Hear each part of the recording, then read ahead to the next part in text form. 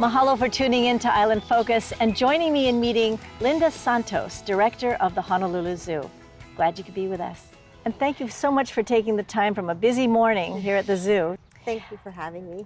Please share with the audience, as the director, you wouldn't have this job if it wasn't very special for you. Yeah. How do you spend your day if not in the office? I like to spend my day, walking around the zoo grounds and looking at the landscaping and the different animals. And so a lot of times at the very end of the day, I will get on the cart and drive around or take a walk and stroll through the zoo and just check everything out, It's changed a lot since I grew up. The zoo is very different from when I was a child coming here. The enclosures and how we maintain animals is very different. We're trying to get away from your typical square cages and making the habitats more naturalistic and for happier animals. Did you always love animals growing up? I did. I sort of had a little menagerie of different pets. No monkeys. No monkeys.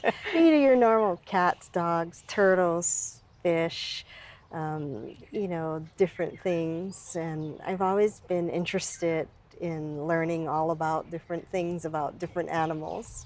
If people would want to come here, I would imagine being part of the city and county, there's a Kama'aina rate. But what will we find as we enter the gates?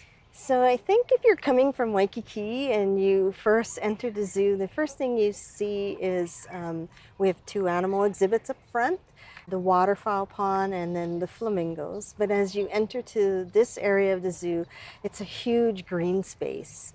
And the first half of the zoo is mainly birds, because that's what this was originally. It was a bird park, and then it transitioned into a zoo.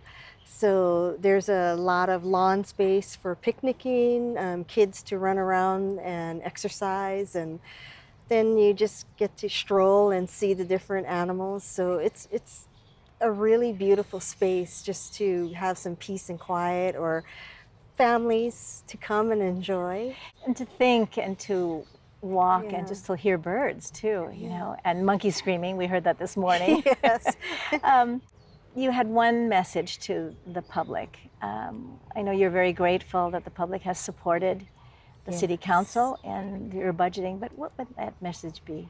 Hawaii, of course, is the endangered species capital of the world, so we'd like to try and help out. So our horticulturist does the Manoa Cliff Trails, and he helps with the restoration to restore it with native plants. And so that's a community project. We get volunteers, our concessionaire, everybody participates. And we're also in the new ectotherm complex have the ability to partner with Department of Land and Natural Resources. And so our staff there is working on the pulelehua, which is the Kamehameha butterfly. So they reproduce them to release back into the wild.